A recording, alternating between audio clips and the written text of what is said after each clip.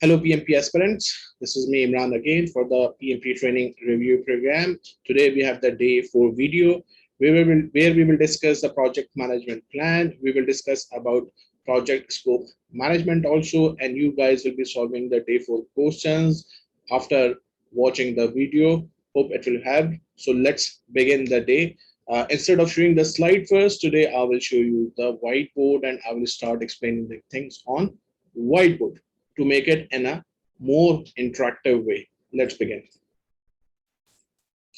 So, based on our understanding, every organization has a regular process of reviewing the organizational strategies and objectives, and they are always working. They are always working with the stakeholders, internal or external, to keep the organization right aligned with their objectives. For that purpose, we have business analysts normally working in organizations. What they do the gap analysis and then they propose some projects. For them, they conduct feasibility studies, which contains the options for those projects which should be done. If it is by the government or regulatory compliance, there is nothing to do about it. But if it is about expansion or something else, so in feasibility studies, we will discuss multiple options, and the option business analyst will propose. He will provide the cost and benefit analysis of that proposed options. So feasibility studies are done. Once he got the approvals and all those things, he will also have the business case ready, which contains the reason why they are doing the project, and they will have the benefits management plan, which contains the target benefits, the financials, project matrix, constraints, risk, and who will be the product owner, and how it will align with the strategy of the organization. So based upon those tasks, business analyst has already proposed. Now, the organization will hire a sponsor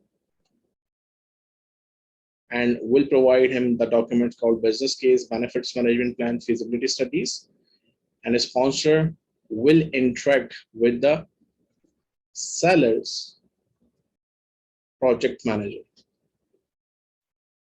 Once they will be interacting with the seller's project manager, they will make sure that we are on the right place. So a document will be issued, which we normally known as called project charter.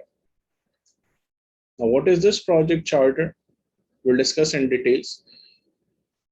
Sponsor approve this document and also write that document. Possibly this can be written by the project manager also, where he will interpret those documents into project charter, but ultimate authority will be the sponsor who will approve. So once project manager will get the charter under his name, he will start planning for the project. So for the first thing, he will start planning about project management plan. For sure, this will be the earliest version of it, not the full version of it. So he will start preparing the project management plan. Ultimately, what will happen? Here will be the project manager, and here we will have our other stakeholders, like internal and external stakeholders, where we will discuss the strategy based on the project charter, and then the functional managers will also be there in this meeting, and they will provide the management plans of each knowledge area, which is scope, schedule, cost, quality, resource, risk, procurement, communications, stakeholder, and requirements management plan. What are the management plans? They are the strategies. They are the strategies, they are the roadmap, they are the governance, they are used for decision making, how in each knowledge area or how each thing will be compiled, executed, included, and excluded things. included and excluded things, what should be done, what should not be done. Everything will be mentioned in the management plan. We'll go in details one by one. So let me repeat it what I said. Each organization continuously works for the organizational benefits, where they have organizational strategic objectives.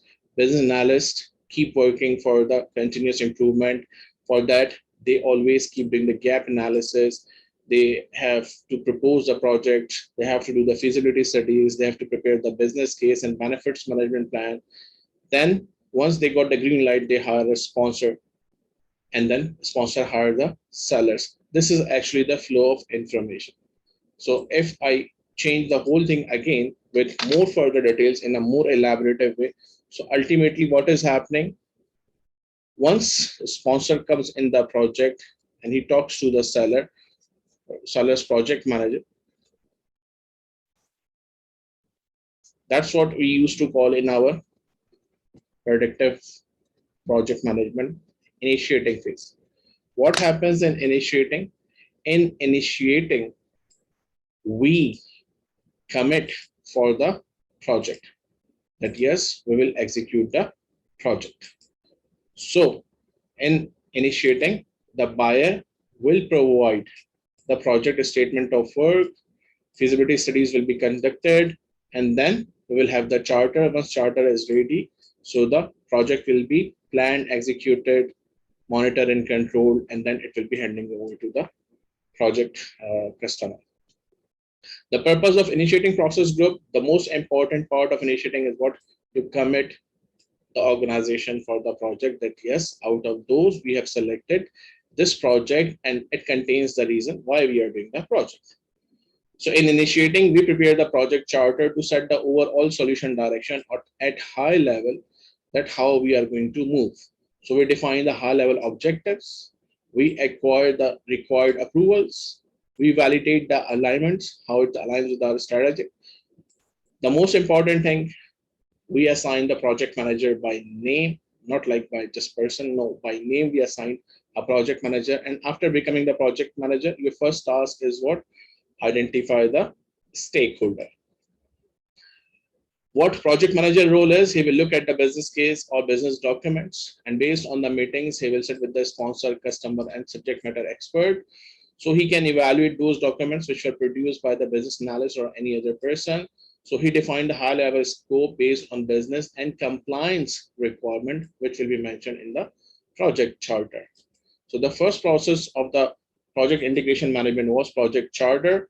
And to perform those things, the tools and techniques which will be used like brainstorming, quick generation of ideas, focus group, where we will sit with the stakeholders, or we will do interviews one-to-one. And while doing so, we have to do the meeting management. So people stay at the single point of agenda, not to move out of the meeting of points of meetings. And if they have any conflicts, so we can resolve them. And if they don't know anything, so we have to facilitate them. After doing those things, we'll be able to produce a document called project chart. To prepare the project charter, what we need, as I said, business case, benefits management plan, the agreement between customer, sponsor, and sellers. And for sure, we need to work under the constraints and we need to work under the governance provided.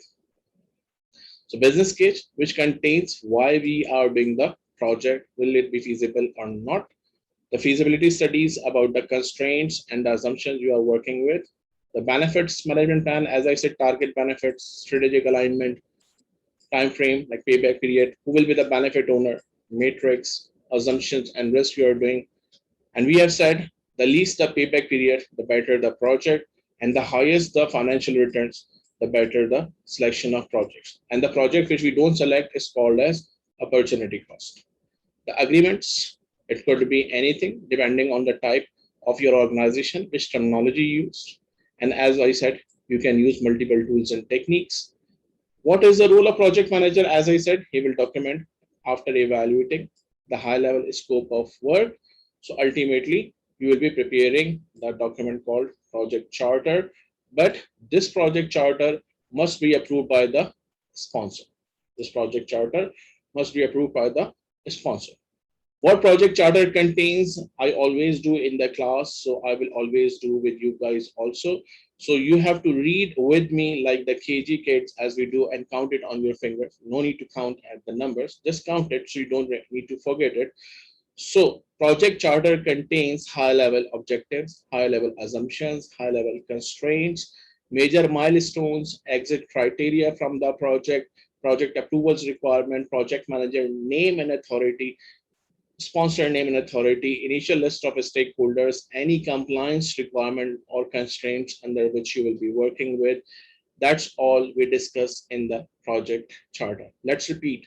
Number one, high-level objectives, high-level assumptions, high-level constraints, high-level risk, major milestones, exit criteria from the project, project manager name and authority, stakeholders, initial stakeholders name and authority, sponsor name and authority, and if there are any approval requirements, they will also be mentioned, plus the compliance under which you will be working with the government instructions or the economic situations, or the specific EEF you will be working with. That's what the charter includes in a single document, which will be approved and issued by the sponsor. Sponsor could be internal or external to the project, depending on the type and size of organization. The most important purpose of charter is it provides authority to project managers so he can apply the project resources. Let me take you back to the whiteboard. So as we said that once he will become the project manager, so what he will do, he will call the meeting. He will go to PMO that release the resources. So PMO will provide them some resources if there is an PMO. So they will have a meeting called brainstorming sessions, or it could be a roundtable conference. Here will be the project manager, and here will be our functional managers, and possibly here could be our external stakeholders. So we will put here project charter, and we will discuss these points. And then these people, the functional managers, will provide the management plans, which contains the strategies, the boundaries, the framework, how we'll be doing those things. Once they will go back, now they will start preparing the baselines, because project management plan contains baselines, management plans, configuration management system, change control systems. So now baseline will be prepared. The first baseline which will be prepared is scope baseline. And a scope baseline is the only document which contains three components: scope statement, the detailed scope statement, WBS, and WBS dictionary. Let's go and explore one by one. I hope this whiteboard helped you to understand the flow of situations, what is happening inside of it. So the project management plan will be open to work with, and then team will be collected, as I said, as a round conference table, and then you will start preparing the document called project management plan. On the first day, for sure, you will not have the complete one, but you will start working from the project managers, the function managers. If you don't have expertise, so you will take the help from expert. You may hire the expert, or you can take the help from there if they are already available. Maybe you have other portfolio managers, program managers. They will also guide you how to do the things. So actually, the project management plan, as I said, contains 9 knowledge area plans. 10th one is requirement management plan, change management plan, configuration management plan, and 3 baselines: scope baseline, schedule baseline, cost baseline. They are combined together in a single document called performance measurement baselines. It will also provide that which life cycle you will be using: hybrid, incremental, iterative, or sequential. So once project management plan will start, we will start getting the things. The first thing which we will start working with the project management plan is what we will start preparing the scope. For each knowledge area, we will provide a function manager will provide the management plan first. So the process name, which is not applicable as of now in that context, but which you have to remember, it's normal. Plan scope management was the process name, and the output was scope management plan, which contains that how we will prepare the scope, what tools and techniques will be used, what type of governance tools, templates will be required. So we will set our strategy, how to prepare the scope management plan. And we will also release another document called requirements management plan, which says how the requirements will be collected, documented, managed, and tracked throughout the projects. So once you have set the strategy, now you will start collecting the requirements. We can collect the requirements by brainstorming, focus group, facilitation, questionnaire, surveys, interviews, prototype, context diagram, mind mapping. We can use group decision making techniques, as many you like, as many possible. Once all the requirements are collected, then you will define scope. It's a very detailed document which contains every single thing which needed to be completed. It's a multi-pages document which clearly states what will be the deliverables, what will be the acceptance criteria, what will be the exclusions, what will be the inclusions, what should be done, what should not be done. Once all the scope is defined, then you will start decomposing into WBS. So you will create WBS. So once you will execute this process, create WBS, it will give you WBS itself and WBS dictionary. Once you will have WBS, which contains the first level of WBS contains the project, which we call it WBS level 1. WBS level 2 contains the control accounts. WBS level 3 and so on contains the work packages. There are work packages which contains details. There are planning components. We don't have enough details, so we just put the name and we leave it for later on as for rolling wave plan. Once all the things are approved, we control the scope throughout the project, not more, not less. If we will provide extra by ourselves, it will be called as gold rating. If customer will ask and we will forget to mention or we will not mention in the baselines, that will become scope 3. Once all the work is completed, we will go to validate scope. Validate means you will get the acceptance from the customer or the product owner. That is what the scope management about. So we had some definitions. Product scope, the features and functions you need inside the product. Project scope, and how many phases or how you will deliver that product scope. Project manager is accountable to manage the project scope. If you are doing a scope management, you have heard a story how I did it in the predictive one. Now let me tell you the same story, but in incremental life cycle or agile life cycle. So let's begin. What happens in the agile life cycle? Because we have a lot of uncertainties. We don't have enough information available. So in adaptive life cycle, we have 3 type of roles: product owner, I will say team leader or coach, and team. And we said this team is what? T-shaped people. Product owner is responsible for business requirement. Team leader is responsible as servant leader, facilitation, and team will actually work. So in the predictive one, we had sponsors. Here, product owner will be acting in that capacity, but he will be the person of our organization, the seller organization. So product owner will meet to the customer and other stakeholders to collect the requirement. And then he will bring the requirement in a form of Apex. What is Apex? It contains the information or requirements in terms of user stories. For example, for each department, he will collect, or for each user, he will collect user stories. So Apex contains multiple user stories. He will bring this Apex and he will put all the Apex unsorted into, let's say, a container called product backlog. Then he will sit with team leader or scrum master plus the team who will prioritize this product backlog based on highest risk and highest return of value.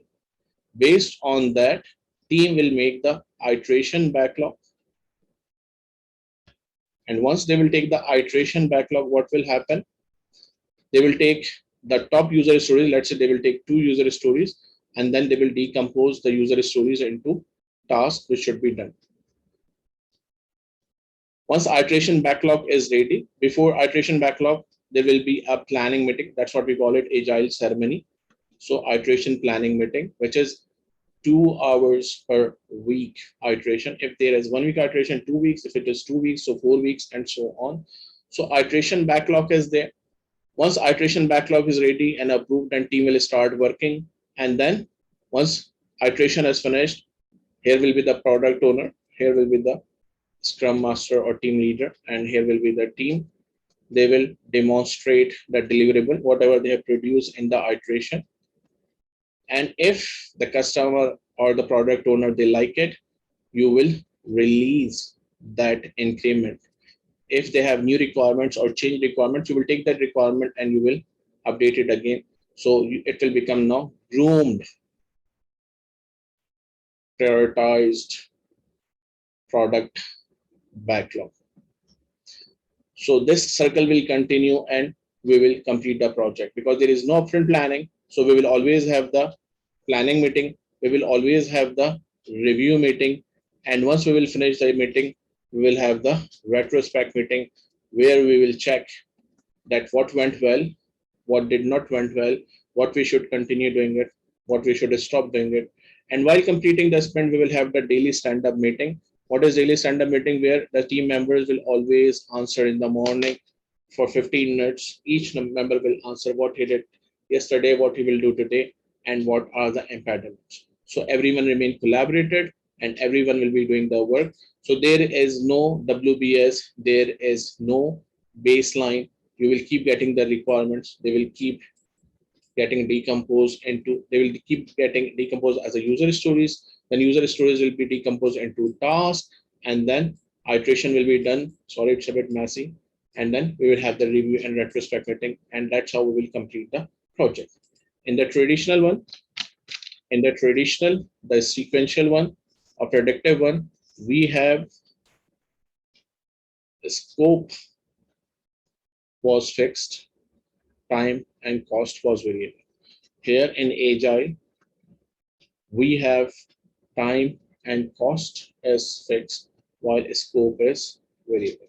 So that's what happened from predictive to Agile.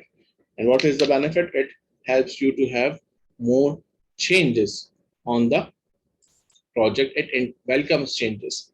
So that was the Agile part of it. Now let me take you, I will use a lot of whiteboard today. So don't worry about the slides because whiteboard is more better than opening the slides.